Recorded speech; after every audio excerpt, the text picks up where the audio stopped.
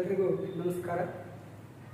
ನಾನು ನಿಮ್ಮ ಮಾಂತು ಸರ್, ಇತಿಹಾಸ ಉಪನ್ಯಾಸಕರು, Shrimata IAS and KS academy Vijayapura. ಆತ್ಮೀಯ ಸ್ಪರ್ಧಾ ಮಿತ್ರರೇ, ನಾವು ಆನ್ಲೈನ್ ಕ್ಲಾಸ್ಗಳನ್ನು ಈಗಾಗಲೇ ಏನಪ್ಪ ಅಂತಂದ್ರೆ ನಮ್ಮ Shrimata IAS and KS academy Vijayapura ಅಂತಕ್ಕಂಥ ಯೂಟ್ಯೂಬ್ ಚಾನಲ್ನಲ್ಲಿ ಸಾಕಷ್ಟು ವಿಡಿಯೋಗಳನ್ನು ಅಪ್ಲೋಡ್ ಮಾಡಿದ್ದಾಯಿತು.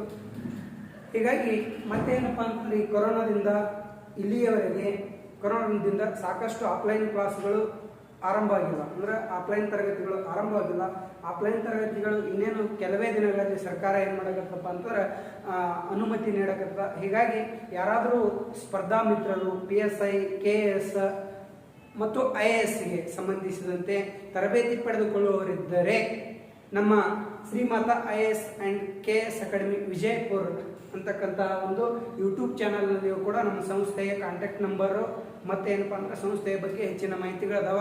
ಹೀಗೆ ಪ್ರತಿ ಸಂಡೇ ಕೂಡ ಈ ಕೊರೋನಾ ಇದ್ರೂ ಕೂಡ ಏನಪ್ಪ ಅಂದ್ರೆ ಪ್ರತಿ ಸಂಡೇ ನಮ್ಮ ಸಂಸ್ಥೆಯಿಂದ PSIಗೆ ಸಂಬಂಧಪಟ್ಟಂತೆ PSI ಪ್ರಥಮ ಪತ್ರಿಕೆ ಮತ್ತು ದ್ವಿತೀಯ ಪತ್ರಿಕೆ ಸಂಬಂಧಿಸಿದಂತೆ ಪರೀಕ್ಷೆಗಳನ್ನು ನಡೆಸಲಾಗುತ್ತಿದ್ದು, ಆಸಕ್ತ ವಿದ್ಯಾರ್ಥಿಗಳು ಅವುಗಳನ್ನು ನಾವು ಮತ್ತೆ ಏನಪ್ಪ ಅಂದ್ರೆ ಅವುಗಳನ್ನು ಸಾಕಷ್ಟು ವಿದ್ಯಾರ್ಥಿಗಳಿಗೆ ಅನುಕೂಲ ಆಗಲಿ, ಊರಲ್ಲಿ ಇದ್ದಂಥ ವಿದ್ಯಾರ್ಥಿಗಳೇ ಅಂತೇಳಿ ಎಲ್ಲ ನಮ್ಮ ಒಂದು ಗೂಗಲ್ ಮ್ಯಾಪಲ್ಲಿ ಕೂಡ ಏನು ಮಾಡಿದ್ದೆ ಅಂದ್ರೆ ಅಪ್ಲೋಡ್ ಮಾಡಿದ್ದಾಯಿತು. ಎಷ್ಟೋ ವಿದ್ಯಾರ್ಥಿಗಳು ಅದ್ರ ಬಗ್ಗೆ ಏನಪ್ಪ ಅಂತಾರೆ ನಿಮ್ಮ ಸಂಸ್ಥೆಯ ಬಗ್ಗೆ ನಮ್ಮ ಸಂಸ್ಥೆಯ ಬಗ್ಗೆ ಒಳ್ಳೆಯ ಒಂದು ಅಭಿಪ್ರಾಯಗಳನ್ನು ಮಂಡನೆ ಮಾಡ್ರ. ಹೀಗಾಗಿ ಮುಂದೆ ಬರ್ತಕ್ಕಂತಹ ಎಲ್ಲ ಸ್ಪರ್ಧಾತ್ಮಕ ಪರೀಕ್ಷೆಗಳಿಗೆ ತಾವೇನಾದರೂ ತರಬೇತಿ ಪಡೆದುಕೊಳ್ಳೋದಿದ್ರ ನಮ್ಮ ಸಂಸ್ಥೆಗೆ ಬನ್ನಿ, ವಿಸಿಟ್ ಮಾಡಿ, ಸಂಸ್ಥೆಯನ್ನು ಒಂದು ಬಾರಿ ಏನಪ್ಪ ಅಂತ ನೋಡಿ ಅಂತ ಹೇಳ್ತಾ ನಾನು ಇವತ್ತ ಇತಿಹಾಸದಲ್ಲಿ ಆರಂಭವಾಗಿ ಏನಪ್ಪ ಅಂದ್ರೆ ಈ ಇತಿಹಾಸದ ಹಿನ್ನೆಲೆಯ ಕುರಿತು ಏನಪ್ಪ ಅಂದ್ರೆ ಒಂದಿಷ್ಟು ತಿಳ್ಕೊಳ್ಳೋಣ. ಇಲ್ಲಿ ನಾವು ಇತಿಹಾಸ ಅಂತೇಳಿ ನಾವು ಕನ್ನಡದಲ್ಲಿ ಕರಿತೀವಿ, ಹೌದ್ರಿ? ಇತಿಹಾಸ ಅಂತೇಳಿ ಕನ್ನಡದಲ್ಲಿ ಕರಿತೀವಿ. ಅದೇ ಇಂಗ್ಲಿಷ್ ಒಳಗೆ ಏನು ಕರಿತೀವಪ್ಪ ಅಂತಂದ್ರೆ ಹಿಸ್ಟರಿ ಅಂತೇಳಿ ಕರಿತೀವಿ, ಹೌದ್ರಿ? ಹಿಸ್ಟ್ರಿ ಅಂತೇಳಿ ಇಂಗ್ಲಿಷ್ ಅಲ್ಲಿ ಕರಿತೀವಿ. ಸರ್, ಹಿಸ್ಟ್ರಿ ಅಂತೀವಿ, ಕನ್ನಡದಲ್ಲಿ ನಾವು ಇತಿಹಾಸ ಅಂತೇಳಿ ಕರಿತೀವಿ. ಹಾಗಾದ್ರೆ ಈ ಹಿಸ್ಟ್ರಿ ಎಂಬ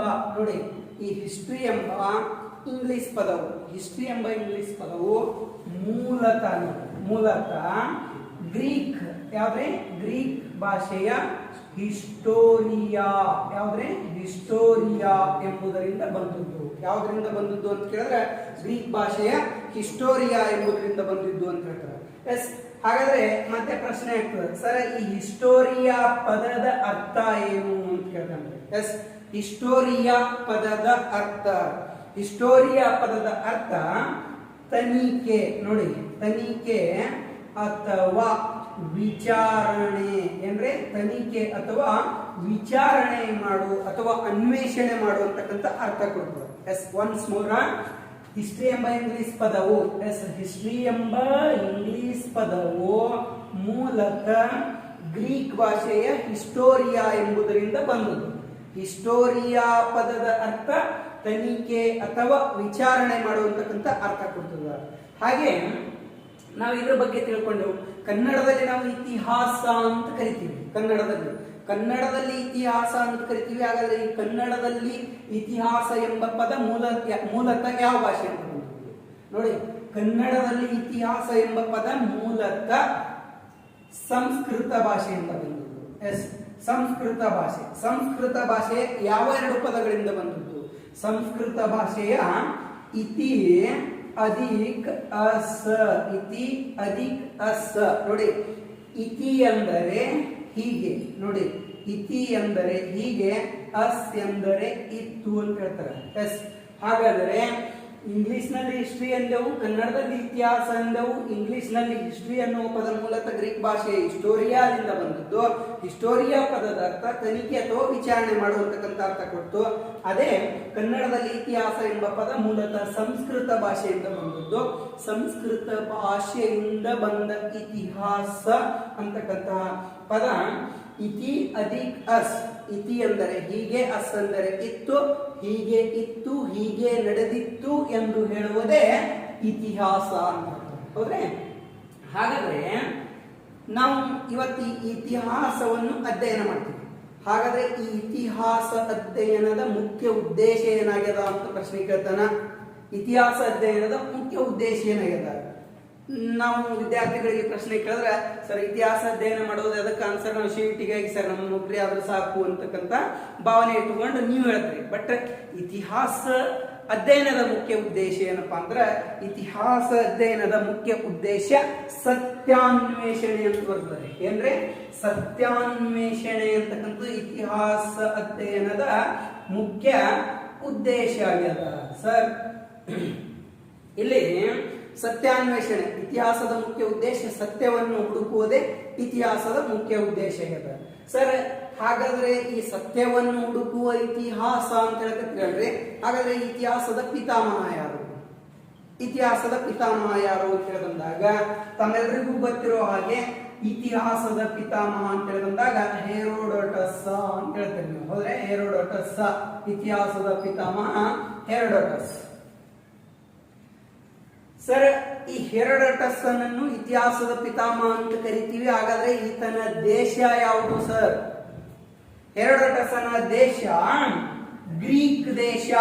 ಯಾವ ದೇಶ ರೀ? ಗ್ರೀಕ್ ದೇಶ ಸರ್. ಇಡೀ ಪ್ರಪಂಚದಲ್ಲಿಯೇ ನೋಡಿ, ಇಡೀ ಪ್ರಪಂಚದ ಇತಿಹಾಸದಲ್ಲಿಯೇ ಮೊಟ್ಟ ಮೊದಲ ಬಾರಿಗೆ ಇತಿಹಾಸವನ್ನು ಬರೆಯಲು ಪ್ರಾರಂಭಿಸಿದವರೇ ಗ್ರೀಕರು. ಹೀಗಾಗಿ ಗ್ರೀಕ್ ದೇಶವನ್ನು ಏನಂತ ಕರೀತಾರ ಅಂದ್ರೆ ಗ್ರೀಕ್ ದೇಶವನ್ನು ಇತಿಹಾಸದ ತವರು ಮನೆ ಅಂತೇಳಿ ಕರೀತಾರ. ಗ್ರೀಕ್ ದೇಶವನ್ನು ಇತಿಹಾಸದ ತವರು ಮನೆ, ಲೇಖನಿಗಳ ತವರು ಮನೆ ಅಷ್ಟೇ ಅಲ್ಲದೆ ನಾಗರಿಕತೆಗಳ ತೊಟ್ಟಿಲು ಅಂತೇಳಿ ಯಾವ ದೇಶವನ್ನು ಕರೀತಾರ ಅಂದ್ರ ಗ್ರೀಕ್ ದೇಶವನ್ನು ಕರೀತಾರ ಸ್ನೇಹಿತರೆ. ನೋಡಿ ಸರ್, ಇತಿಹಾಸದ ಪಿತಾಮಹ ಹೆರೋಡೋಟಸ್ ಅಂತ ಹೇಳಿದ್ರಲ್ಲ ಸರ್. ಹಾಗಾದರೆ ಹೆರೋಡೋಟಸ್ ಅನ್ನ ದೇಶ ಗ್ರೀಕ್ ಐತ್ ಸರ್.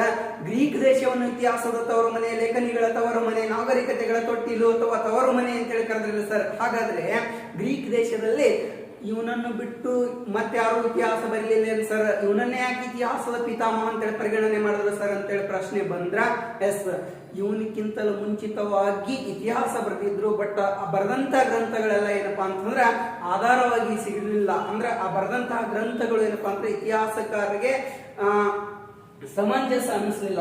ಹೀಗಾಗಿ ಈತ ಏನಪ್ಪಾ ಅಂತಾರೆ ಒಂದು ಘಟನೆಯ ಕುರಿತು ಮೊಟ್ಟ ಮೊದಲ ಬಾರಿಗೆ ಒಂದು ಗ್ರಂಥವನ್ನು ರಚನೆ ಮಾಡ್ತಾನ. ಹಾಗಾದರೆ ವಿದ್ಯಾರ್ಥಿಗಳೇ, ಹೆರೋಡೋಟಸ್ ಇತಿಹಾಸದಲ್ಲಿ ಬರೆದಂತಹ ಮೊಟ್ಟ ಮೊದಲ ಗ್ರಂಥ ಯಾವುದು ಅಂತ ಪ್ರಶ್ನೆ ಬಂದ್ರ ಇಲ್ಲಿ ನಿಮ್ಗೆಲ್ಲ ಕೇಳಿದ್ರೆ ಡೈರೆಕ್ಟ್ ಆಗಿ ಹೇಳ್ಬಿಡ್ತಾರೆ.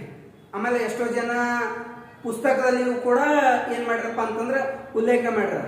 ಹೆರೋಡೋಟಸ್ ಬರೆದಂತಹ ಗ್ರಂಥ ಯಾವುದಂದ್ರೆ ಹಿಸ್ಟ್ರಿ ಅಂತಾನೆ ಹೇಳ್ತಾರೆ. ಹೆರೋಡೋಟಸ್ ಬರೆದಂತಹ ಗ್ರಂಥ ಹಿಸ್ಟೋರಿ ಅಥವಾ ಹಿಸ್ಟ್ರಿ ಅಂತ ಹೇಳ್ತಾರೆ. ಆತ ಬರೆದಂತಹ ಮೊಟ್ಟ ಮೊದಲ ಗ್ರಂಥ, ಇತಿಹಾಸದಲ್ಲಿ ಬರೆದಂತಹ ಮೊದಲ ಗ್ರಂಥ ಯಾವುದಪ್ಪ ಅಂತಂದ್ರೆ ನೋಡಿ,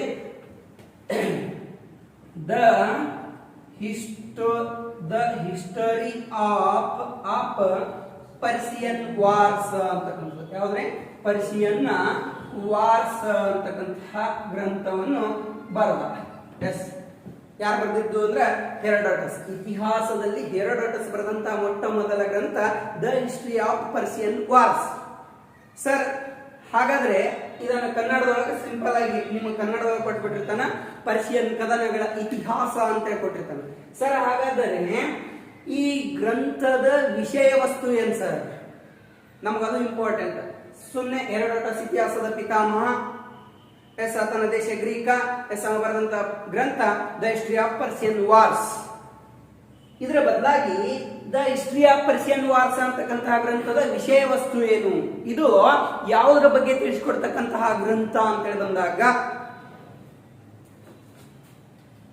ಇದು ಗ್ರೀಕ್ ದೇಶದ ಒಂದು ಸಂಪದ್ಭರಿತವಾಗಿರ್ತಕ್ಕಂತಹ ನಗರ ಸ್ಪಾರ್ಟಾ ಅಂತಕ್ಕಂತಹ ನಗರ ಇತ್ತು. ಗ್ರೀಕ್ ದೇಶದಲ್ಲಿ ಬರ್ತದೆ. ಈ ಗ್ರೀಕರ ಮೇಲೆ ಪರ್ಷಿಯನ್ನರು ದಾಳಿ ಮಾಡಿದ್ದರು. ಪರ್ಷಿಯನ್ನರು ಅಂತ ಹೇಳಿ ಬಂದಾಗ ಪ್ರಾಚೀನ ಜಗತ್ತಿನ ಅತ್ಯಂತ ಪ್ರಬಲವಾದ ಸಾಮ್ರಾಜ್ಯ ಅಕೆಮೆನಿ ಸಾಮ್ರಾಜ್ಯ ಅಂತ ಹೇಳಿ ಬರ್ತದೆ. ಆ ಅಕೆಮೆನಿ ಸಾಮ್ರಾಜ್ಯದ ಸ್ಥಾಪಕ ಒಂದನೇ ಸೈರಸ್ ಅಂತ ಹೇಳಿ ಬರ್ತಾನ. ಅಂದ್ರೆ ಪ್ರಾಚೀನ ಜಗತ್ತಿನಲ್ಲಿ ಅತ್ಯಂತ ಪ್ರಬಲವಾಗಿರ್ತಕ್ಕಂಥ ದೇಶ ಅದು. ಆ ದೇಶದವರು ಗ್ರೀಕ್ ದೇಶದ ಈ ನಗರದ ಮೇಲೆ ದಾಳಿ ಮಾಡಿದ್ರು. ಆಗ ಗ್ರೀಕ್ ದೇಶದವರು ತಮ್ಮ ನಗರವನ್ನು ರಕ್ಷಣೆ ಮಾಡಿಕೊಳ್ಳುವ ಉದ್ದೇಶದಿಂದ ಪರ್ಷಿಯನ್ನರೊಂದಿಗೆ ಸಂಘರ್ಷಕ್ಕಿಳಿತಾರ, ಹೋರಾಟಕ್ಕಿಳಿತಾರ. ಎಸ್, ಆ ಪರ್ಷಿಯನ್ನರಿಗೂ ಮತ್ತು ಗ್ರೀಕರ ಮಧ್ಯೆ ಸ್ಪಾರ್ಟಾ ಎಂಬ ನಗರ ಪಡೆದುಕೊಳ್ಳುವ ಉದ್ದೇಶದಿಂದ ನಡೆದ ಹೋರಾಟ ಅಥವಾ ಸಂಘರ್ಷದ ಕತೆ the history of Persian wars. ಸರಿಸುಮಾರು 165 ವರ್ಷಗಳ ಕಾಲ ಈ ಎರಡು ರಾಷ್ಟ್ರಗಳ ಮಧ್ಯೆ ಯುದ್ಧ ನಡೀತಾವೆ.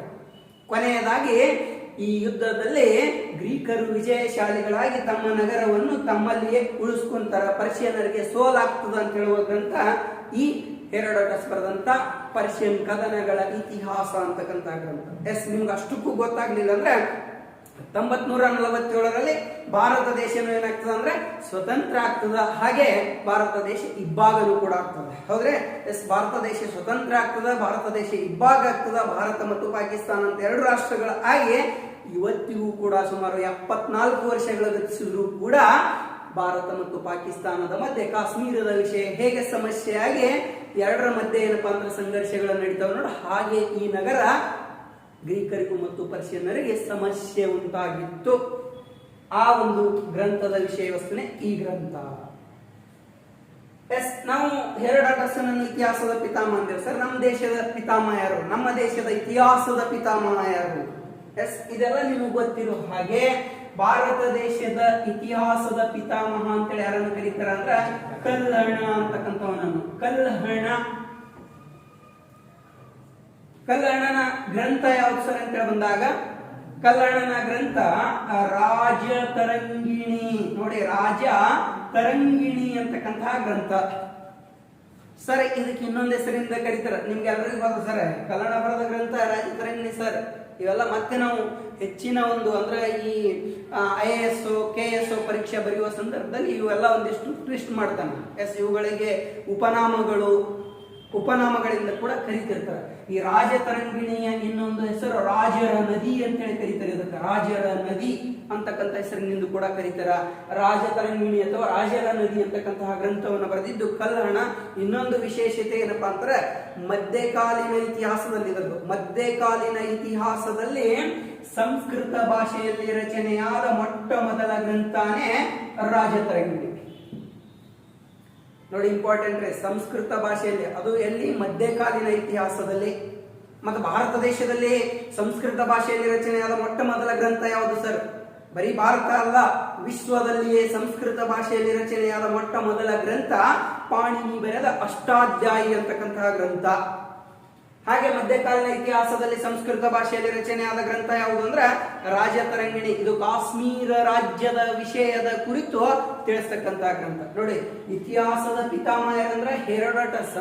ಭಾರತದ ಇತಿಹಾಸದ ಪಿತಾಮಹ ಯಾರಂದ್ರೆ ಕಲ್ಲಹಣ ಸರ್. ಕರ್ನಾಟಕದ ಇತಿಹಾಸದ ಪಿತಾಮಹ ಸರ್. ಮತ್ ನಾವು ನಮ್ಮ ರಾಜ್ಯದಲ್ಲಿ ಇದೀವಿ ಅಂದ್ರೆ ನಮ್ಮ ರಾಜ್ಯದ ಇತಿಹಾಸದ ಬಗ್ಗೆ ಗೊತ್ತಿರಬೇಕು. ಕೆಟ್ಟ ವಿದ್ಯಾರ್ಥಿಗಳು ಆನ್ಸರ್ ಮಾಡಂಗಿಲ್ಲ, ಪಾಪ ಗೊತ್ತಿಲ್ಲ ಆನ್ಸರ್ ಮಾಡಕ್ಕ.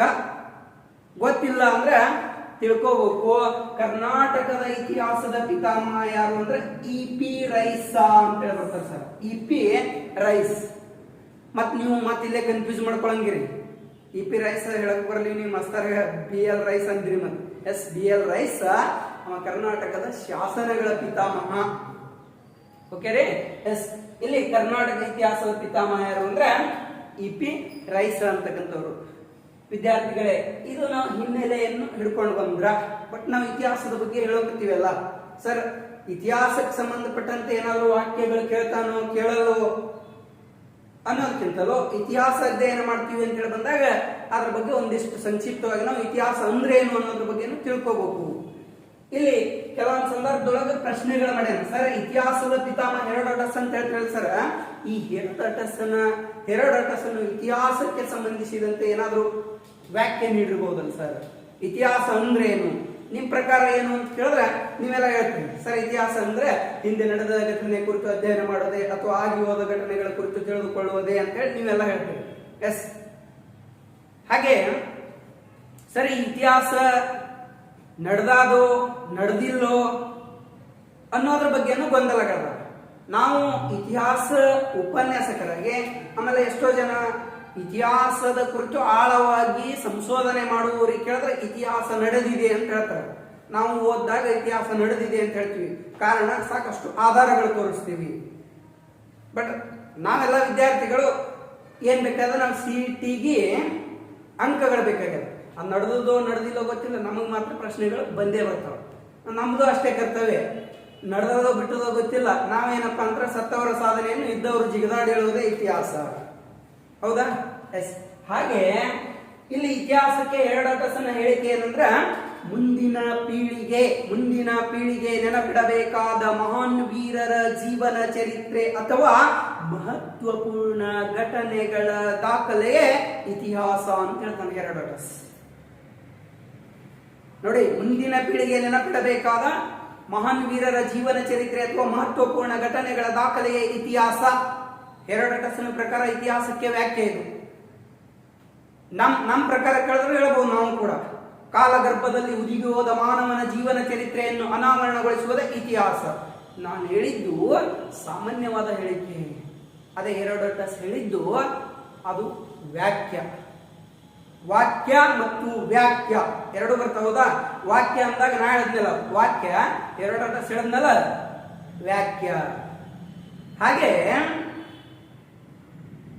ಇಲ್ಲಿ ಇನ್ನೂ ಇತಿಹಾಸಕಾರರು, ದೇಶದ ಮೊಟ್ಟ ಮೊದಲ ಪ್ರಧಾನಮಂತ್ರಿ ಅಂದ್ರೆ ಭಾರತದ ಮೊಟ್ಟ ಮೊದಲ ಪ್ರಧಾನಮಂತ್ರಿ ಜವಾಹರ್ಲಾಲ್ ನೆಹರು ಕೂಡ ಇತಿಹಾಸಕ್ಕೆ ತನ್ನದೇ ಆಗಿರ್ತಕ್ಕಂಥ ಒಂದು ವ್ಯಾಖ್ಯೆ ನೀಡ್ತಾನೆ. ಅನಾಗರಿಕತೆಯಿಂದ ನಾಗರಿಕತೆಯತ್ತ ಸಾಗಿ ಬಂದ ಮನುಕುಲದ ಕಥೆ ಇತಿಹಾಸ. ಹೌದಾ? ಅನಾಗರಿಕತೆಯಿಂದ ನಾಗರಿಕತೆಯತ್ತ ಸಾಗಿ ಬಂದ ಮನುಕುಲದ ಕಥೆ ಇತಿಹಾಸ. ಈ ಜವಾಹರ್ಲಾಲ್ ನೆಹರು ಅವರ ಒಂದೆರಡು ಕೃತಿಗಳು, discovery of India, the glimpses of old history ಅಂತಕ್ಕಂಥ ಗ್ರಂಥಗಳು. ಮುಂದೆ ನಮ್ಮ ಇತಿಹಾಸದಲ್ಲಿ ಅವನ ಗ್ರಂಥಗಳ ಬಗ್ಗೆ ತಿಳ್ಕೊಳ್ಳೋಣ. ಇನ್ನು ಹೇಳ್ಬೇಕು ಅಂದ್ರೆ, ನಾಗರಿಕತೆಗಳ 7 ಬಿಳಿನ ಕಥೆ ಇತಿಹಾಸ ಅಂತಕ್ಕಂಥ ಒಂದು ವ್ಯಾಖ್ಯಾದ ಪ್ರಸಿದ್ಧವಾಗಿರ್ತಕ್ಕಂಥ ವ್ಯಕ್ತಿ ಅರ್ನಾಲ್ಡ್ ಟೈನಾಬಿ ಅಂತಕ್ಕಂಥವ್ರು ಹೇಳ್ತಾರೆ. ಅರ್ನಾಲ್ಡ್ ಟೈನಾಬಿ ಅವರ ಒಂದು ಗ್ರಂಥ ಯಾವುದಂದ್ರೆ ಎ ಸ್ಟಡಿ ಆಫ್ ಹಿಸ್ಟ್ರಿ. ಬಹಳ important, A study of history. ಈ ಎ ಸ್ಟಡಿ ಆಫ್ ಹಿಸ್ಟ್ರಿ ಅಂತಕ್ಕಂಥ ಗ್ರಂಥ ಜಗತ್ತಿನ 26 ನಾಗರಿಕತೆಗಳ ಸಮಗ್ರವಾಗಿರ್ತಕ್ಕಂಥ ಒಂದು ಗ್ರಂಥ. ನೋಡಿ, ಜಗತ್ತಿನ 26 ನಾಗರಿಕತೆಗಳ ಕುರಿತು ಅಧ್ಯಯನ ಮಾಡಿ ಸಂಗ್ರಹ ಮಾಡಿರ್ತಕ್ಕಂತಹ ಒಂದು ವಿಷಯ ವಸ್ತುನೇ ಆ ಗ್ರಂಥ, ಎ ಸ್ಟಡಿ ಆಫ್ ಹಿಸ್ಟ್ರಿ. ಇನ್ನೊಬ್ಬ ಪ್ರಸಿದ್ಧ ಇತಿಹಾಸಕಾರ ಕಾರ್ಲ್ ಮಾರ್ಕ್ಸ್ ಹೇಳ್ತಾನೆ, ಉಳ್ಳವರು ಮತ್ತು ಇಲ್ಲದವರ ನಡುವಿನ ಸಂಘರ್ಷವೇ ಇತಿಹಾಸ ಅಂತ ಹೇಳ್ತಾನೆ. ಇದ್ದವರು ಮತ್ತು ಇಲ್ಲದವರ ನಡುವಿನ ಹೋರಾಟವೇ ಇತಿಹಾಸ. ಅವನ 2 ಗ್ರಂಥಗಳು ಇವು ಕೂಡ ಸಿಟಿ ಪ್ರಶ್ನೆ ಕೇಳೋಣ, ದಾಸ್ ಕ್ಯಾಪಿಟಲ್ ಮತ್ತು ಕಮ್ಯುನಿಸ್ಟ್ ಮ್ಯಾನಿಫೆಸ್ಟೋ ಅಂತಕ್ಕಂತಹ ಗ್ರಂಥಗಳು. ನೋಡಿ ವಿದ್ಯಾರ್ಥಿಗಳೇ, ಹೀಗೆ ಸಾಕಷ್ಟು ಏನಪ್ಪಾ ಅಂದ್ರೆ ವ್ಯಾಖ್ಯ ಮತ್ತು ವಾಕ್ಯಗಳಿದ್ರೂ ಕೂಡ ಇತಿಹಾಸಕಾರರು ಇವುಗಳನ್ನು ಅಲ್ಲಗಳಿದ್ದಾರೆ. ಇತಿಹಾಸ ಅನ್ನುವುದು ನಿಂತ ನೀರಲ್ಲ, ನಿರಂತರವಾಗಿ ಇರತಕ್ಕಂತಹ ಒಂದು ನದಿಯೇ, ಸಮುದ್ರ ಸಾಗರ ಇದ್ದ ಹಾಗೆ.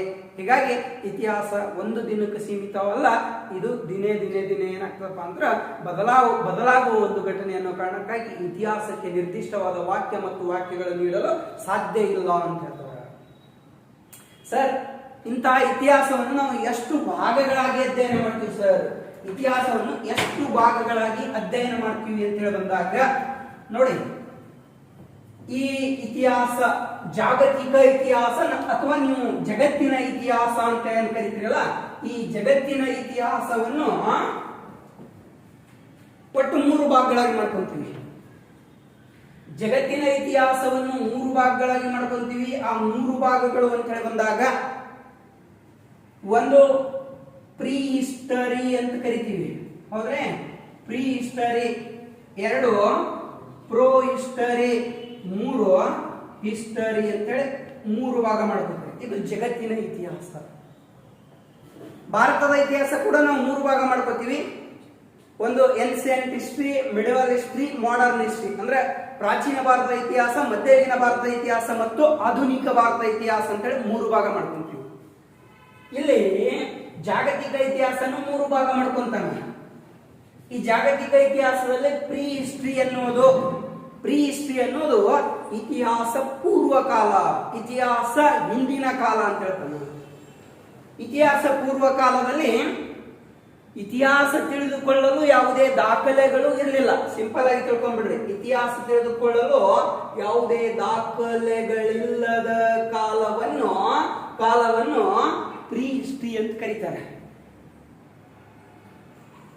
ಪ್ರೋ ಹಿಸ್ಟ್ರಿ ಎನ್ನುವುದೇನಪ್ಪಾ ಅಂತಂದ್ರೆ ಇದು ಇತಿಹಾಸ ಸಮೀಪ ಕಾಲ. ಇಲ್ಲೊಂದು ಸ್ವಲ್ಪ ತಿಳ್ಕೊಳ್ಳಿ. ಇತಿಹಾಸ ಸಮೀಪ ಕಾಲ ಪ್ರೋ ಹಿಸ್ಟ್ರಿಯಲ್ಲಿ ಏನಪ್ಪಾ ಅಂತಂದ್ರೆ ದಾಖಲೆಗಳಿದ್ದು ಆದರೆ ಮಾನವನಿಗೆ ಓದಲು ಸಾಧ್ಯ ಆಗಲಿಲ್ಲ. ನೋಡಿ, ದಾಖಲೆಗಳಿದ್ದು ಇತಿಹಾಸ ತಿಳ್ಕೋಬೇಕಂದ್ರೆ ಆಧಾರಗಳಿದ್ದು ಆದ್ರೂ ಓದಲಿಕ್ಕಾಗಲಿಲ್ಲ. ಮನುಷ್ಯನಿಗೆ ಓದಲು ಸಾಧ್ಯವಾಗದೇ ಇರುವ ಕಾಲವನ್ನು ನಾವೇನಂತ ಕರಿತೀವಿ? ಪ್ರೋ ಹಿಸ್ಟ್ರಿ ಅಂತ ಕರಿತೀವಿ. ದಾಖಲೆಗಳು ಇದ್ದು ಓದಲು ಸಾಧ್ಯ ಆಗಲಿಲ್ಲ. ಇನ್ನು ಹಿಸ್ಟ್ರಿ, ಹಿಸ್ಟ್ರಿ ಅಂದ್ರೆ ನಾವು ಇತಿಹಾಸ ಕಾಲ ಅಂತ ಮಾಡ್ಕೋತೀವಿ. ಇತಿಹಾಸ ಕಾಲ ಅಂತ ಹೇಳಿ ಬಂದಾಗ ಇಲ್ಲಿ ದಾಖಲೆಗಳು ಇದ್ದು ಓದಲು ಮತ್ತು ಬರೆಯಲು ಸಾಧ್ಯವಾದ ಕಾಲವನ್ನೇ ಹಿಸ್ಟ್ರಿ, ಇತಿಹಾಸ ಕಾಲ ಅಂತೇಳಿ 3 ಭಾಗವಾಗಿ ಮಾಡ್ಕೊಂತಾನೆ. ಸರ್, ಇತಿಹಾಸ ಅಂದ್ರೆ ಇತಿಹಾಸದ ಕಾಲ ಅಂದೆವು, ದಾಖಲೆಗಳಿದ್ದು ಓದ್ದ ಬರ್ದ ಇತಿಹಾಸ, ಇವತ್ತಿನ ಇತಿಹಾಸ ತಿಳ್ಕೊಳಕತ್ತೇವು. ಭಾರತವನ್ನು ಇಂಥ ಮಂತನಾಳತು, ಈ ನಾಗರಿಕತೆಗಳು ಉತ್ಕೊಂಡು ಇಂಥ ಗ್ರಂಥಗಳ ರಚನೆಯಾಗಿದ್ದು, ಇಂಥ ಮಹಾಕಾವ್ಯಗಳ ರಚನೆಯಾಗಿದ್ದು, ಇಂಥ ಪಂಗಡಗಳು ಉಟ್ಕೊಂಡು ಇಲ್ಲೆಲ್ಲ ಯುದ್ಧಗಳು ಸಂಭವಿಸುದು ಅಂತ ಹೇಳ್ತೀವಲ್ಲ. ಇಂಥ ಇತಿಹಾಸ ತಿಳಿದುಕೊಳ್ಳಲು ಆಧಾರಗಳೇನು, ದಾಖಲೆಗಳೇನು ಅಂತ ಬಂದಾಗ ಇತಿಹಾಸಕಾರರು ಇತಿಹಾಸಕ್ಕೆ ಆಧಾರಗಳು, ದಾಖಲೆಗಳನ್ನು ಏನ್ ಮಾಡ್ತಾರಪ್ಪ ಅಂತಾರೆ, ದಾಖಲೆಗಳ ಸಹಿತ ಇತಿಹಾಸವನ್ನು ನಮ್ಮ ಮುಂದೆ ತಂದಿರ್ತಾರೆ. ಸರ್, ಹಾಗಾದ್ರೆ ಇತಿಹಾಸಕ್ಕೆ ಆಧಾರಗಳು ಯಾವ ಸರ್? ನೋಡಿ, ಇತಿಹಾಸಕ್ಕೆ ಆಧಾರಗಳು ಅಂತ ಹೇಳಿ ಬಂದಾಗ ಫಸ್ಟ್ ಆಧಾರಗಳು ನೋಡಿ, ಒಂದು ಸಿಂಪಲ್ ಆಗಿ ಚಾರ್ಟ್ ಹಾಕಿದಾಗ ಆಧಾರಗಳು ಅಂತ ಹೇಳಿ ಬಂದಾಗ ಇಲ್ಲಿ ಆಧಾರವನ್ನು 2 ಭಾಗಗಳಾಗಿ ಮಾಡ್ಕೊಂತಾನೆ. 2 ಭಾಗಗಳು. ಆ 2 ಭಾಗಗಳು ಅಂತ ಹೇಳಿ ಬಂದಾಗ ಒಂದ್ರೆ ಸಾಹಿತ್ಯಿಕ ಆಧಾರಗಳು, ಇನ್ನೊಂದು ಪ್ರಾಕ್ತನ ಅಥವಾ ಪ್ರಾಚ್ಯ. ನೋಡು, ಪ್ರಾಕ್ತನ ಅಥವಾ ಪ್ರಾಚ್ಯ ಆಧಾರಗಳು ಅಂತ ಹೇಳಿ 2 ಭಾಗಗಳಾಗಿ ಮಾಡ್ಕೊಂತ ದೋಸ್ತ. 2 ಭಾಗಗಳು, ಹೌದಾ?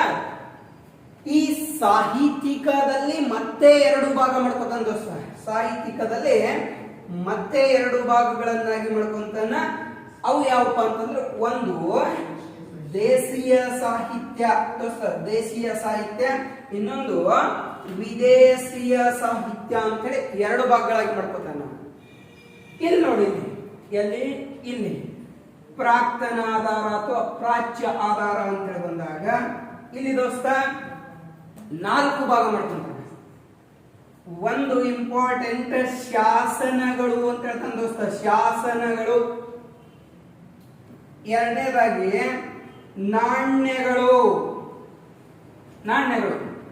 ಮೂರನೇದಾಗಿ ಸ್ಮಾರಕಗಳು ದೋಸ್ತ, ಸ್ಮಾರಕಗಳು. 4 ಭೂ ಉತ್ಖನನಗಳು ಅಂತ ಹೇಳಿ 4 ಭಾಗ ಮಾಡ್ಕೊಂತಾರೆ. ನೋಡಿ, ಇಂಪಾರ್ಟೆಂಟ್ ಆಧಾರಗಳು ಅಂತ ಹೇಳ್ಕೊಂಡಾಗ ಆಧಾರಗಳನ್ನು 2 ಭಾಗ ಮಾಡ್ಕೋತಾನ. ಸಾಹಿತ್ಯಿಕ ಆಧಾರಗಳು, ಪ್ರಾಕ್ತನ ಆಧಾರಗಳು. ಸಾಹಿತ್ಯಿಕ ಆಧಾರವನ್ನು 2 ಭಾಗ ಮಾಡ್ಕೋತಾನ, ದೇಶೀಯ ಸಾಹಿತ್ಯ ಮತ್ತು ವಿದೇಶಿಯ ಸಾಹಿತ್ಯ. ಇನ್ನ ಪ್ರಾಕ್ತನ ಅಥವಾ ಪ್ರಾಚ್ಯ ಆಧಾರಗಳನ್ನು 4 ಭಾಗ ಮಾಡ್ಕೋತಾನ, ಶಾಸನಗಳು, ನಾಣ್ಯಗಳು, ಸ್ಮಾರಕಗಳು, ಉತ್ಖನನಗಳು. ಸರ್, ಇವೆಲ್ಲ ಹೆಂಗ ಆಧಾರ ಅದು? ಇವುಗಳಿಂದ ನಮ್ಮ ಇತಿಹಾಸ ಏನ್ ತಿಳ್ಕೊಂಡೆವು ಅಂತ ಬಂದಾಗ ಇಲ್ಲಿ ದೇಶೀಯ ಸಾಹಿತ್ಯ ಅಂದ್ರೆ ನಮ್ಮ ದೇಶದ ಸಾಹಿತಿಗಳು ಅಥವಾ ದೇಶದ ಇತಿಹಾಸಕಾರರಿಂದ ರಚನೆಯಾಗಿರ್ತಕ್ಕಂತಹ ಗ್ರಂಥಗಳು. ಎಕ್ಸಾಂಪಲ್, ಉದಾಹರಣೆಗೆ ಕೌಟಿಲ್ಯನ ಅರ್ಥಶಾಸ್ತ್ರ, ಹೌದ್ರೆ? ಕೌಟಿಲ್ಯನ ಅರ್ಥಶಾಸ್ತ್ರ. ಆಮೇಲೆ ವಿಶಾಖದತ್ತನ ಮುದ್ರಾ ರಾಕ್ಷಸ, ಯಾವ್ದು? ಮುದ್ರಾ ರಾಕ್ಷಸ. ಆಮೇಲೆ ಬಾಣಭಟ್ಟ ಬರೆದ ಹರ್ಷ ಚರಿತೆ. ಯಾವ ಚರಿತೆ? ಹರ್ಷ ಚರಿತೆ. ಎಷ್ಟು ಬೇಕಷ್ಟು ಗ್ರಂಥಗಳು ಸಿಗ್ತಾವ, ಎಷ್ಟು ಬೇಕಷ್ಟು ಗ್ರಂಥಗಳ ಆಧಾರದವ. ಇವು ಅಟ್ಟೆ ಅಲ್ಲ, ನೀವು ಯಾವ ಹೇಳಿದ್ರು ಕೂಡ ನಾವು ಅವುಗಳಿಗೆ ಎಕ್ಸ್ಪ್ಲೇನ್ ಮಾಡಬಹುದು. ಇಳಂಗೋಡಿಗಳು ಬರೆದ ಶಿಲಪ್ಪಾಧಿಕಾರಂ, ಕಾಳಿದಾಸನ ಗ್ರಂಥಗಳು ಬರ್ತಾವ. ಕಾಳಿದಾಸ ಅಂತೇಳಿ ಬಂದಾಗ ಕಾಳಿದಾಸನ ಮಾಳವಿಕಾಗ್ನಿಮಿತ್ರ, ಅಭಿನವ, ಶಾಕುಂತಲ, ಕುಮಾರ ಸಂಭವ, ಮೇಘದೂತ, ಋತು ಸಂಹಾರ, ರಘುವಂಶಿ, ವಿಕ್ರಮೋರ್ವಶಿಯ, ಹೀಗೆ 10 ಹಲವು ಗ್ರಂಥಗಳು ಇತಿಹಾಸಕ್ಕೆ ಆಧಾರ ಆಗ್ಯಾವ. ಸರ್ ಒಂಚೂರು ಎಕ್ಸಾಂಪಲ್ ಹೆಂಗಾದ ಸರ್ ತಿಳ್ಕೊಳಕ್ ಏನ್ ಕೌಟಿಲ್ಯನ ಅರ್ಥಶಾಸ್ತ್ರ ಏನ್ ತಿಳಿಸ್ಕೊಡ್ತದ? ಕೌಟಿಲ್ಯನ ಅರ್ಥಶಾಸ್ತ್ರ ಇದು ಚಂದ್ರಗುಪ್ತ ಮೌರ್ಯ ಸಾಮ್ರಾಜ್ಯ. ಈ ಕೌಟಿಲ್ಯನ ಸಹಾಯದಿಂದ ಆತ ಮೌರ್ಯ ಸಾಮ್ರಾಜ್ಯ ಸ್ಥಾಪನೆ ಮಾಡಿದ. ಅವನ ಹಿನ್ನೆಲೆ ಬಗ್ಗೆ ತಿಳಿಸ್ದ. ಅವನು ಯಾರು, ಚಂದ್ರಗುಪ್ತ ಮೌರ್ಯ ಎನ್ನುವನು ಯಾರು ಅನ್ನೋದ್ರ ಬಗ್ಗೆ ಸಾಕಷ್ಟು ಗ್ರಂಥಗಳು ಹೇಳ್ತಾವ. ಬೌದ್ಧ ಸಾಹಿತ್ಯ ಹೇಳ್ತದ, ಜೈನ ಸಾಹಿತ್ಯ ಹೇಳ್ತದ. ಅಲ್ಲೇ ಇದೇ ವಿಶಾಖದತ್ತನ ಮುದ್ರಾ ರಾಕ್ಷಸ ಹೇಳ್ತದ. ಗ್ರೀಕ್ ದೇಶದ ಇತಿಹಾಸಕಾರ ಗೆಸ್ಟಿನ್ ಅಂತಕ್ಕಂಥವ್ ಹೇಳ್ತಾನ. ಆ ಚಂದ್ರಗುಪ್ತ ಮೌರ್ಯ ಅಂತಕ್ಕಂಥವನು ವಿಶಾಖದತ್ತನ ಮುದ್ರಾ ರಾಕ್ಷಸದಲ್ಲಿ ಚಂದ್ರಗುಪ್ತ ಮೌರ್ಯ ಅನ್ನುವನು ಹೀನ ಕುಲಕ್ಕೆ ಜನಿಸಿದವ, ಋಷ್ಯದ ಎಂಬ ಪದದಿಂದ ಕರೀತಾನೆ. ಆದರೆ ಕೌಟಿಲ್ಯನ ಅರ್ಥಶಾಸ್ತ್ರ ಏನದಲ್ಲ, ಕೌಟಿಲ್ಯ ಹೇಳ್ತಾನ ಈ ಮೌರ್ಯರ ಆಳ್ವಿಕೆಗಿಂತಲೂ ಮುಂಚಿತವಾಗಿ ಭಾರತವನ್ನು ಮಗಧ ಸಾಮ್ರಾಜ್ಯದವರು ಆಳ್ವಿಕೆ ಮಾಡ್ತಿದ್ರು. ಆ ಮಗಧ ಸಾಮ್ರಾಜ್ಯದಕ್ಕಿಂತಲೂ ಮುಂಚಿತವಾಗಿ ಸುಮಾರು 16 ಮಹಾಜನಪದಗಳು ಉತ್ತರದ ಗಂಗಾ ನದಿಯ ತೀರದಲ್ಲಿ ಆಡಳಿತ ಮಾಡುತ್ತಿದ್ದವು. ಉತ್ತರದ ಗಂಗಾ ನದಿಯ ತೀರದಲ್ಲಿ ಆ 16 ಮನೆತನಗಳ ಮಧ್ಯೆ ಸಂಘರ್ಷಗಳು ಉಂಟಾದವು. ಕಾರಣ ಎಷ್ಟೇ, ತಮ್ಮ ಒಂದು ಪ್ರತಿಷ್ಠೆಗಾಗಿ, ಉತ್ತರ ಭಾರತದ ಅಧಿಕಾರಕ್ಕಾಗಿ ಆ 16 ಮನೆತನಗಳ ಮಧ್ಯೆ ಜಗಳಗಳು ಉಂಟಾಗಿದ್ದು. ಅವುಗಳಲ್ಲಿ ಮಗಧ ಅನ್ನುವುದು ಮಾತ್ರ ಸಾಮ್ರಾಜ್ಯವಾಗಿ ಬೆಳೆದು ಬಂದಿತ್ತು. ಅಂತಹ ಮಗಧ ಸಾಮ್ರಾಜ್ಯದ ಸ್ಥಾಪಕರು ಬೃಹದ್ರಥ ಮತ್ತು ಜರಾಸಂಧ ಅಂತಕ್ಕಂಥವ್ರು ಇದ್ರು. ಹೌದಾ? ಬೃಹದ್ರಥ ಮತ್ತು ಜರಾಸಂಧ ಅಂತಕ್ಕಂಥವರು 16 ಮಹಾಜನಪದಗಳಲ್ಲಿ ಮಗಧ ಸಾಮ್ರಾಜ್ಯವನ್ನು ಸ್ಥಾಪನೆ ಮಾಡಿದ್ರು. ಗಂಗಾ ನದಿಯ ತೀರದಲ್ಲಿ ಬೃಹತ್ತಾದ ಮಗಧ ಸಾಮ್ರಾಜ್ಯ ಸ್ಥಾಪನೆ ಮಾಡಿ ರಾಜಗೃಹವನ್ನು ತಮ್ಮ ರಾಜಧಾನಿಯನ್ನಾಗಿ ಮಾಡಿಕೊಂಡು ಆಡಳಿತ ನಡೆಸಿದ್ರು. ಹೌದಾ? ಆ ಜರಾಸಂಧ ಮತ್ತು ಬೃಹದ್ರಥರಿಂದ ಸ್ಥಾಪನೆಯಾಗಿದ್ದ ಮಗಧ ಸಾಮ್ರಾಜ್ಯವನ್ನು ಮುಂದೆ 3 ಮನೆತನದವರು ಆಳ್ವಿಕೆ ಮಾಡ್ತಿದ್ರು. ಆ 3 ಮನೆತನದವರು ಅಂತ ಹೇಳಿ ಬಂದಾಗ ಹರ್ಯಂಕ ಸಂತತಿ, ನಾಗಾ ಸಂತತಿ, ನಂದ ಸಂತತಿ. ಈ 3 ಮನೆತನಗಳಲ್ಲಿ ಮಗಧ ಸಾಮ್ರಾಜ್ಯವನ್ನು ಉನ್ನತ ಮಟ್ಟಕ್ಕೆ ಕೊಂಡೊಯ್ದ ಕೀರ್ತಿ ಬಿಂಬಸಾರ ಮತ್ತು ಅಜಾತ ಶತ್ರುವಿಗೆ ಸಲ್ತದ. ಆ ಬಿಂಬಸಾರ ಮತ್ತು ಅಜಾತ ಶತ್ರುವಿನ ನಂತರ ಮಗಧ ಸಾಮ್ರಾಜ್ಯ ದುರ್ಬಲ ಆಗಿ ಕೊನೆಯದಾಗಿ ನಂದ ಸಂತತಿ ಅಂತ ಬರ್ತದೆ. ಆ ನಂದ ಸಂತತಿಯ ಸ್ಥಾಪಕ ಮಹಾಪದ್ಮಾನಂದ, ನಂದರ ಕೊನೆಯ ದೊರೆ ಧನನಂದ. ಈ ಧನನಂದ ಅಂದ್ರ ಆ ನಂದ ಸಂತತಿಯವರು ಶೂದ್ರ ವರ್ಗಕ್ಕೆ ಸೇರಿದವರಾಗಿದ್ದರು. ಹಾಗಾದ್ರೆ ಚಂದ್ರಗುಪ್ತ ಮೌರ್ಯ ಯಾಕೆ ಶೂದ್ರ ಆಗ್ತಾನ? ಕೌಟಿಲ್ಯ ಆ ಧನನಂದನ ಆಸ್ಥಾನದಲ್ಲಿ ಮಂತ್ರಿಯಾಗಿದ್ದ. ನಂದರು ಶೂದ್ರರಾಗಿದ್ರು, ಕೌಟಿಲ್ಯ ಒಬ್ಬ ಬ್ರಾಹ್ಮಣನಾಗಿದ್ದ. ವೈದಿಕ ವಿಚಾರಗಳ ಬಗ್ಗೆ ಆತನಿಗೆ ಬಹಳಷ್ಟು ಆಸಕ್ತಿ ಇತ್ತು. ಅವನು ಶೂದ್ರರ ಆಳ್ವಿಕೆಯನ್ನು ಕೊನೆಗಾಣಿಸುವ ಉದ್ದೇಶದಿಂದಾನೇ ಚಂದ್ರಗುಪ್ತ ಮೌರ್ಯನನ್ನು ತರಬೇತಿ ನೀಡಿ ಅವನ ಸಹಾಯದಿಂದ ನಂದ ವಂಶವನ್ನು ನಿರ್ನಾಮ ಮಾಡಿ ಭಾರತದ ಮೊಟ್ಟ ಮೊದಲ ಸಾಮ್ರಾಜ್ಯ ಮೌರ್ಯ ಸಾಮ್ರಾಜ್ಯ ಚಂದ್ರಗುಪ್ತ ಮೌರ್ಯನನ್ನು ಭಾರತದ ಮೊದಲ ಸಾಮ್ರಾಟನಾಗಿ ನಿರ್ಮಿಸಿದ ಅಂತ ಹೇಳುವ ಮೊದಲ ಗ್ರಂಥನೇ ಕೌಟಿಲ್ಯನ ಅರ್ಥಶಾಸ್ತ್ರ. ನಾವೆಲ್ಲ ವಿದ್ಯಾರ್ಥಿಗಳು ಏನ್ ಮಾಡ್ತೀವಿ ಅಂದ್ರೆ ಕೌಟಿಲ್ಯನ ಅರ್ಥಶಾಸ್ತ್ರ ಇದ್ರ ಬಗ್ಗೆ ಗೊತ್ತೇ ಇಲ್ಲ. ಕೌಟಿಲ್ಯನನ್ನು ಭಾರತದ ಅರ್ಥಶಾಸ್ತ್ರದ ಪಿತಾಮಹ, ಬಹುಶಃ ಇದು ಅರ್ಥಶಾಸ್ತ್ರಕ್ಕೆ ಸಂಬಂಧಿಸಿದಂತಹ ಗ್ರಂಥ ಇರಬೇಕು ಅನ್ಕೋತೀವಿ. ಅರ್ಥಶಾಸ್ತ್ರ ಎನ್ನುವುದು ಇದು ರಾಜಾಡಳಿತದ ಬಗ್ಗೆ ತಿಳಿಸ್ತಕ್ಕಂತಹ ಒಂದು ಗ್ರಂಥ. ಒಬ್ಬ ರಾಜ್ಯ ಹೆಂಗಿರ್ಬೇಕು, ಅವನ ಮಂತ್ರಿಮಂಡಲ ಹೆಂಗಿರ್ಬೇಕು, ರಾಜ್ಯದ ಜನರನ್ನು ಹೇಗೆ ನೋಡಿಕೊಳ್ಳಬೇಕು, ಅಂತಾರಾಜ್ಯ ಕಾಯ್ದೆ ಪದ್ಧತಿಯ ಬಗ್ಗೆ ಹೆಂಗೆ ಇಟ್ಕೋಬೇಕು, ಸಿವಿಲ್ ಮತ್ತು ಕ್ರಿಮಿನಲ್ ಕಾಯ್ದೆಯನ್ನು ಹೇಗೆ ಅಳವಡಿಸಿಕೊಳ್ಳಬೇಕು ಎನ್ನುವುದರ ಬಗ್ಗೆ ತಿಳಿಸ್ತಕ್ಕಂತಹ ಗ್ರಂಥ. ನೋಡು, ಇದು 15 ಅಧ್ಯಾಯ, 180 ಉಪಾಧ್ಯಾಯ ಮತ್ತು 6000 ಶ್ಲೋಕಗಳನ್ನೊಳಗೊಂಡ ಸಂಸ್ಕೃತ ಭಾಷೆಯ ಅದಮ್ಯವಾದ ಗ್ರಂಥ ಕೌಟಿಲ್ಯನ ಅರ್ಥಶಾಸ್ತ್ರ. ಬಹಳ ದೋಸ್ತಿದೆ, ತಿಳ್ಕೊಂಡ್ರೆ ಸಾಕು. ನಮ್ಗೆ ಇಟ್ಬೇಕಾದ್ರೆ ಇಟ್ಟೇ ಬೇಕಾಗತ್ತ. ಬಹಳ ಹೇಳ್ತಾನೆ ಕೌಟಿಲ್ಯ ಅಂತ ಅರ್ಥಶಾಸ್ತ್ರದಲ್ಲಿ ಸಪ್ತಾಂಗ ಸಿದ್ಧಾಂತಗಳಿರ್ಬೇಕು, ಒಂದು ರಾಜ್ಯ ಪ್ರಬಲವಾಗಿರ್ಬೇಕಾದ್ರ, ಆಮೇಲೆ ಶತ್ರುಗಳನ್ನು ಹೇಗೆ ಗೆಲ್ಲಬೇಕು ಅಂದ್ರೆ ಶತ್ರುಗಳ ಶತ್ರು ನಮ್ಮ ಮಿತ್ರನಾಗಿರಬೇಕು. ಇನ್ನೊಂದು ಕಡೆ ಹೇಳ್ತಾನೆ ಯಾವ ಸಾಮ್ರಾಜ್ಯ ಅಂದ್ರೆ ಒಂದು ಸಾಮ್ರಾಜ್ಯ ಬಹಳ ದಿನದವರೆಗೆ ಉಳಿಬೇಕು ಅಂದ್ರ ಗೌಪ್ಯತೆಯನ್ನು ಕಾಪಾಡ್ಕೋಬೇಕು ಅಂತ ಹೇಳ್ತಾನೆ. ಎಲ್ಲಾ ಗೋಡೆಗಳಿಗೆ ಕಿವಿಗಳಿರ್ತಾವ, ಯಾವ ಸಾಮ್ರಾಜ್ಯ ಗೌಪ್ಯತೆ ಕಾಪಾಡಿಕೊಳ್ಳುವುದಿಲ್ಲವೋ ಅದು ಬಹಳ ದಿನಗಳ ಕಾಲ ಉಳಿಯುವುದಿಲ್ಲ ಅಂತಕ್ಕಂಥ ಮಾತಾಡ್ತಾನೆ. ಇದೆಲ್ಲ ಈ ಗ್ರಂಥದ ಹೇಳ್ತಂತ ನಾ ಹೇಳಿದ್ದಲ್ಲ, ಇದು ಆಧಾರ ಆಯ್ತಲ್ರಿ ಇತಿಹಾಸಕ. ಹಾಗೆ ವಿಶಾಖದತ್ತನ ಮುದ್ರಾ ರಾಕ್ಷಸ, ಇದು ಕೂಡ ಇವನು ಆದವನೇ ಅಲ್ಲಗಳಿತಾನಷ್ಟೇ. ಇಲ್ಲ, ಚಂದ್ರಗುಪ್ತ ಮೌರ್ಯ ಎಂಬಾತನು ಆತ ನಂದ ಸಾಮ್ರಾಜ್ಯದ ಧನನಂದನ ಆಸ್ಥಾನದಲ್ಲಿದ್ದ ಒಬ್ಬ ಶೂದ್ರ ಪಂಗಡಕ್ಕೆ ಸೇರಿದ ಮುರ್ರಾ ಎಂಬುವಳ ಜೊತೆ ಅಕ್ರಮ ಸಂಬಂಧ ಹೊಂದಿದ್ದ. ಅವರಿಬ್ಬರ ಅಕ್ರಮ ಸಂಬಂಧದಿಂದ ಜನಿಸಿದ ಮಗನೇ ಚಂದ್ರಗುಪ್ತ ಮೌರ್ಯ. ಅದಕ್ಕಾಗಿ ಅವನನ್ನು ಋಷ್ಯಾಲ ಪದದ ಅರ್ಥ ಹೀನ ಅಥವಾ ಕೀಳು ಕುಲಕ್ಕೆ ಜನಿಸಿದವ, ಅಂದ್ರೆ ಇದರ ಅರ್ಥ ಈತ ಶೂದ್ರ ವರ್ಗಕ್ಕೆ ಸೇರಿದವ ಅನ್ನೋದ್ರ ಬಗ್ಗೆ ಇದು ಹೇಳುತ್ತದೆ.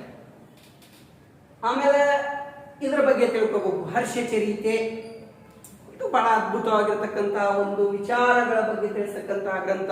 ಉತ್ತರ ಭಾರತದ ಕಟ್ಟಕಡೆಯ ಹಿಂದೂ ಸಾಮ್ರಾಜ್ಯ, ಕಟ್ಟಕಡೆಯ ಹಿಂದೂ ಸಾಮ್ರಾಟ ಹರ್ಷವರ್ಧನನ ಆಡಳಿತ, ಹರ್ಷವರ್ಧನನ ಸಾಮ್ರಾಜ್ಯ, ಹರ್ಷವರ್ಧನನು ಇಡೀ ಉತ್ತರ ಭಾರತವನ್ನು ಹೇಗೆ ವಶಪಡಿಸಿಕೊಂಡ ಎನ್ನುವುದರ ಬಗ್ಗೆ ತಿಳಿಸಿದ. ಅಷ್ಟೇ ಅಲ್ಲದೆ ಅವನ ಹರ್ಷವನ್ನು ಒಮ್ಮೆ ನೋಡಬೇಕು ಅಂತೇಳಿ ನಮ್ಮ ದಕ್ಷಿಣ ಭಾರತದ ಬದಾಮಿಯ ಚಾಲುಕ್ಯರ ದೊರೆ ಇಮ್ಮಡಿ ಪುಲಕೇಸಿ ಉತ್ತರ ಭಾರತದ ಕಡೆ ಹೊರಟಾಗ ನರ್ಮದಾ ನದಿಯ ದಂಡೆ ಮೇಲೆ ಹರ್ಷವರ್ಧನನಿಗೆ ಮತ್ತು ಇಮ್ಮಡಿ ಪುಲಕೇಸಿಯ ಮಧ್ಯೆ ನರ್ಮದಾ ಅಥವಾ ಕನೌಜ ಕಾಳಗ ನಡೆಯಿತು. ಈ ನರ್ಮದಾ ಅಥವಾ ಕನೌಜ ಎಂಬ ಕಾಳಗದಲ್ಲಿ ಉತ್ತರ ಭಾರತದಲ್ಲಿ ಹರ್ಷದಿಂದ ಮೆರೆದಿದ್ದ ಹರ್ಷವರ್ಧನನ ಹರ್ಷವನ್ನು ಹೌವಾರಿ ಹೋಗುವಂತೆ ಮಾಡಿದ್ದು ಬೇರಾರು ಅಲ್ಲ, ಇಮ್ಮಡಿ ಪುಲಿಕೇಸಿ ಅಂತಕ್ಕಂಥ ವಿಚಾರಗಳು ಉಲ್ಲೇಖವಾಗುವ ಗ್ರಂಥ ಯಾವುದು ಅಂದ್ರೆ ಅದು ಹರ್ಷಚರಿತೆ. ಮತ್ತಿದು ಯಾರಿಗೆ ಗೊತ್ತಿತ್ತಪ್ಪ? ಈ ಗ್ರಂಥ ಇತ್ತು ಅಂದಾಗೆ ನಾವು ಇಮ್ಮಡಿ ಪುಲಿಕೇಶಿ ಮತ್ತು ಹರ್ಷವರ್ಧನ ಮಧ್ಯೆ ಯುದ್ಧ ನಡೀತು ಅನ್ನಕ್ ಆಧಾರ. ನಮಗಿನ ಇಲ್ಲಿ ಆನ್ಲೈನ್ ಕ್ಲಾಸ್ ಒಳಗ ಇದಕ್ಕೆ ಸಮಯ ಇಲ್ಲ, ಇದು ಒಂದ ಹೇಳಿದ್ರೆ ಒಂದು ತಾಸು ಆಗ್ತದೆ. ಹೀಗಾಗಿ ಜಸ್ಟ್ ಆಧಾರ ಅಷ್ಟೇ. ಹಾಗೆ ವಿದೇಶಿ ಸಾಹಿತ್ಯಕ್ಕೆ ಬಂದಾಗ ಎಕ್ಸಾಂಪಲ್ ಅಷ್ಟೇ ಗ್ರಂಥಗಳು ಕೊಡ್ತೀನಿ, ಅವುಗಳ ಬಗ್ಗೆ ಎಕ್ಸ್ಪ್ಲೇನ್ ಮಾಡಂಗಿಲ್ಲ. ವಿದೇಶಿ ಸಾಹಿತ್ಯಕ್ಕೆ ಅನಾಮಧೇಯ ಬರೆದಂತ ಪೆರಿಪ್ಲಸ್ ಎರಿತ್ರಿಯನ್ ಆಫ್ ಸಿ ಅಂತಕ್ಕಂತಹ ಗ್ರಂಥ.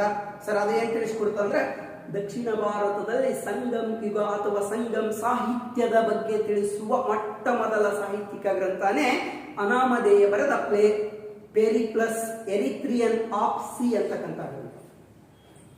ಅಷ್ಟೇ ಅಲ್ಲದೆ ಪಾಹಿಯಾನ ಬರೆದ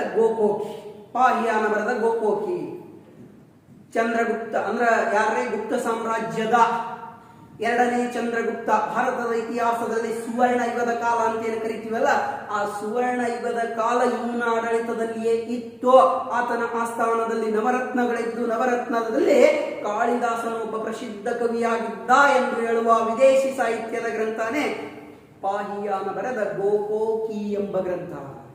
ಅಷ್ಟೇ ಅಲ್ಲದೆ ವೇನ್ಸಾಂಗ್ ಬರೆದ ಸಿಯುಕಿ ಅಂತಕ್ಕಂಥ ಗ್ರಂಥ, ಅದು ಕೂಡ ಏನಪ್ಪಾ ಅಂತ ಭಾರತದ ಇತಿಹಾಸದಲ್ಲಿ 3 ಪ್ರಮುಖ ಸಾಮ್ರಾಟರ ಸಾಧನೆಯ ಬಗ್ಗೆ ತಿಳಿಸ್ತದ.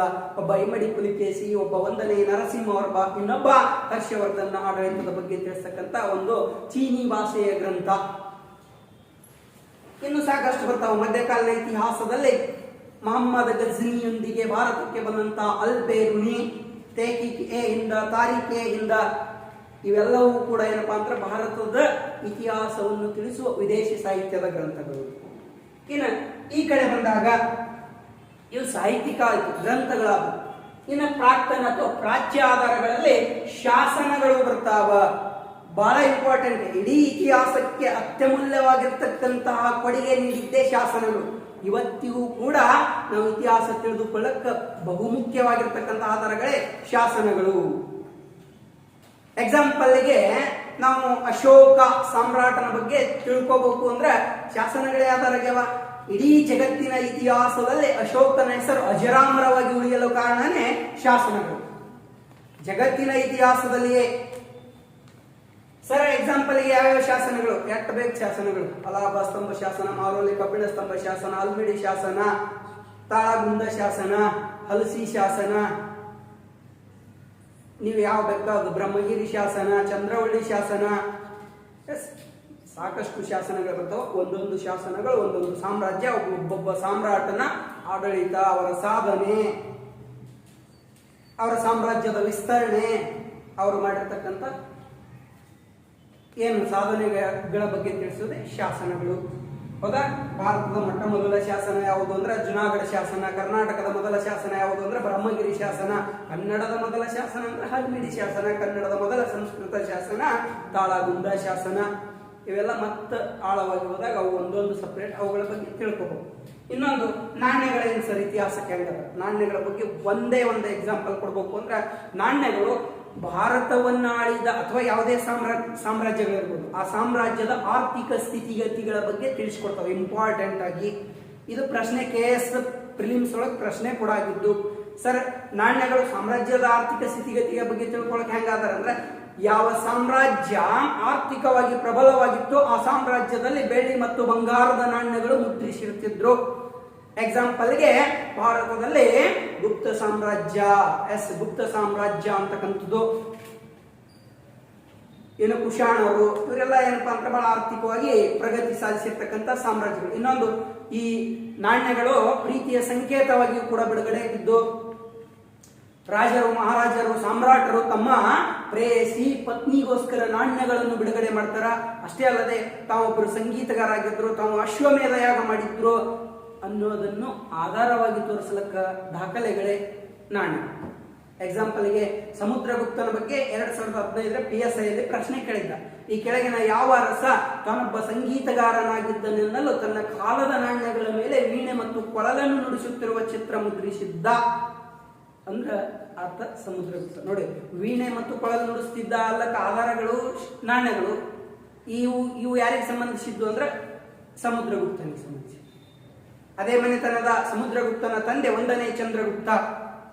ಅವನು ತನ್ನ ಹೆಂಡತಿ ಲಿಚ್ಛವಿ ಮನೆತನದ ರಾಜಕುಮಾರಿ ಕುಮಾರಿ ದೇವಿಯನ್ನು ವಿವಾಹವಾಗಿ ಅವಳಿಂದ ವಿಶಾಲವಾದ ಸಾಮ್ರಾಜ್ಯ ನಿರ್ಮಿಸಿ ಅವಳ ನೆನಪಿಗಾಗಿ ನಾಣ್ಯ ಬಿಡುಗಡೆ ಮಾಡಿ ಆ ನಾಣ್ಯಗಳ ಮೇಲೆ ತನ್ನ ರಾಣಿಯ ಭಾವಚಿತ್ರ ಮತ್ತು ಹೆಸರನ್ನು ಮುದ್ರಿಸಿದ್ದ.